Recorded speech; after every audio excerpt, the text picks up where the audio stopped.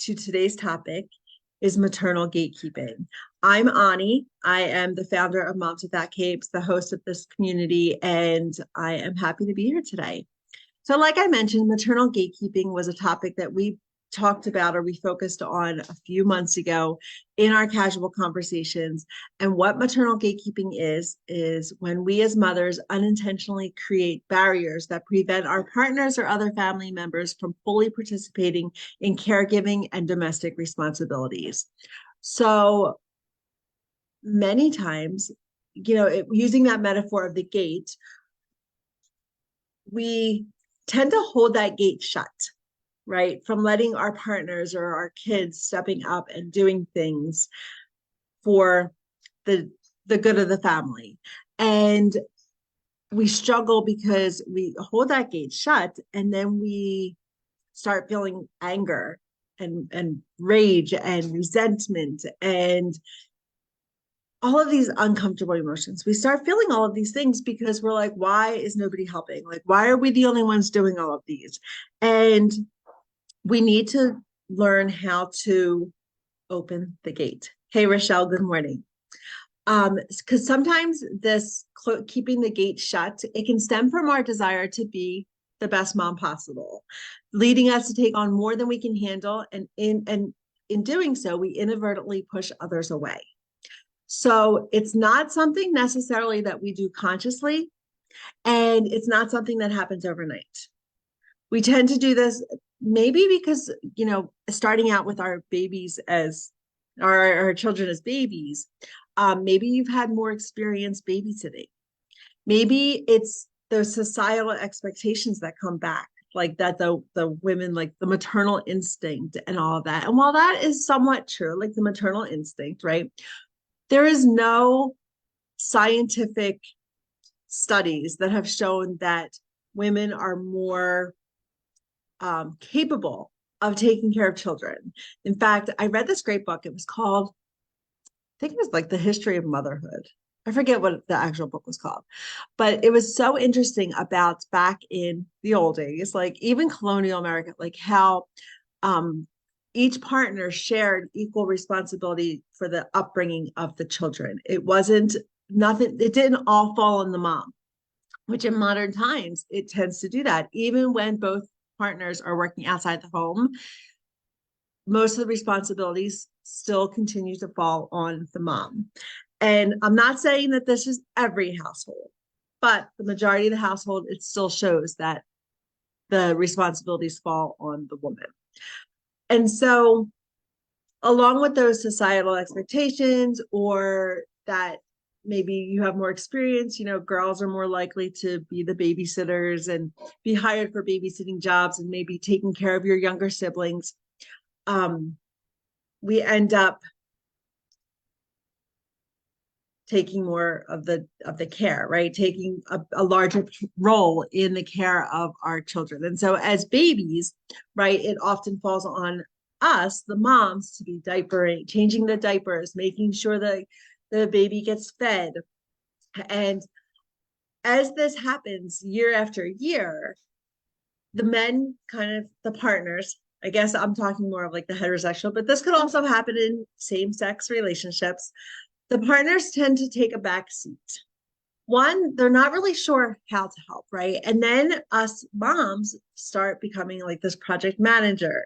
And I've said this before about that word help, and the partners being, how can I help? How can I help? Just let me know. I'm happy to help. Just let me know. And then in our mind, we've got to come up with all of the things, like categorize and like organize things in our mind, like what can they help with? And it just becomes one more task to do. So this idea of maternal gatekeeping is the idea of holding the key to that gate and then struggling because that person our partner is not being able to step into the gate. And so we need to take responsibility for what can we do in order to open that gate so that our partner can step up, can step in and be part of the team. I hear this time and again, and I have felt it myself where I feel like I don't feel like part of like a team. Most of the responsibilities are falling on me. And so at that point, I need to realize what is my role and what can I do differently in order for my partner to feel like an equal partner. So some of the things that, I have my notes. Hold on one second. Rochelle, does that make sense? Like the maternal gatekeeping? I always feel like when I explain that, I want to make sure that it's coming over, like you're understanding what that maternal gatekeeping is all about. When you are, or if you are consistently criticizing or dismissing your partner's approach to, say, parenting, like we'll start with there, because maternal gatekeeping can happen not only with childcare, but also with domestic responsibilities or domestic chores.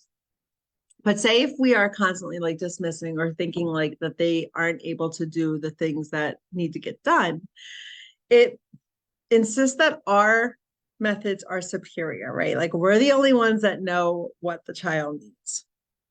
And this creates a dynamic where your partner feels excluded from important parenting decisions or activities. And again, it doesn't happen overnight.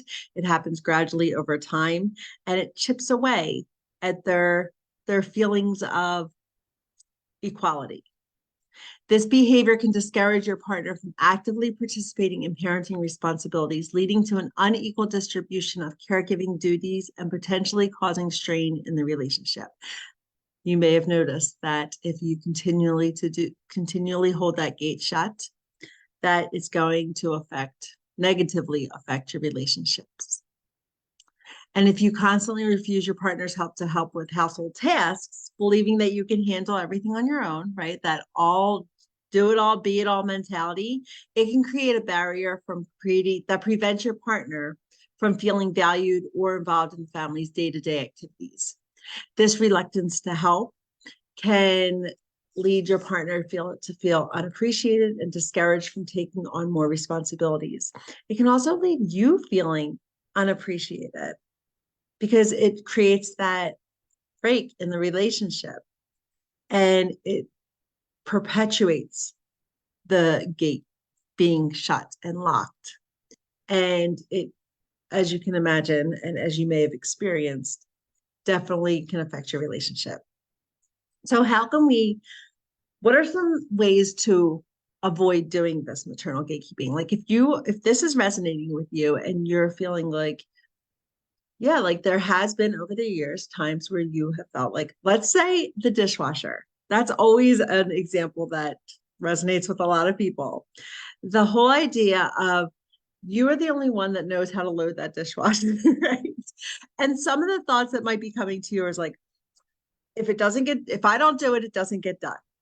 Or I know how to do it correctly. I know how to load all of those dishes in so that we can get the most in there and that all the dishes get clean. And these lines of thinking can prevent your other family members from stepping in, whether it be teenagers, your younger kids, or even your partner. And even if they are doing it and you're going in behind them and fixing it or doing it the way you do it, that is going to it's going to create some problems in your family. That is your way of keeping that gate closed, and maybe letting them do it is letting it open a little bit, but then by you redoing it, it's perpetuating that whole cycle.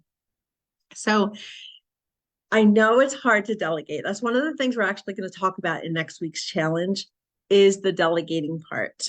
I know that is difficult because you might be saying all of those things. You might be thinking that it's easier for you to just do it yourself. If you don't do it, it doesn't get done correctly. It just takes too much time to teach somebody how to do it. All of these thoughts might be running through your mind. And I want you to take a moment and just reflect on that and challenge those thoughts. Is that correct, right? Is that really true? And how can you counteract those thoughts to serve your family better? Delegating age-appropriate tasks to your children and sharing household responsibilities with your partner allows all of them the opportunity to contribute and take on those responsibilities. By not delegating, by not allowing others to step through that gate, you are denying them the opportunity to serve and to contribute to your family. It is so important to have that open communication, to talk about what is going on, what needs to get done, how do the dishes get into the cabinet, right? How do those clean socks get onto your daughter's feet? You want to be able to spell that out. All of those things that you're carrying in the mental load need to become visible. By talking to your partner, by talking to your family, to allow them to understand what's going on. Fostering that environment of open communication and collaboration within the family by actively listening to your partner and children's perspectives, concerns, and suggestions. Do family meetings. We should do a casual conversation on family meetings. We've done them before, and I know lots of families do them, and they're very helpful to get everybody on the same page, because a lot of times that miscommunication can contribute to problems within the family. So making sure that you're doing some check-ins. Setting some realistic expectations for both yourself and your family.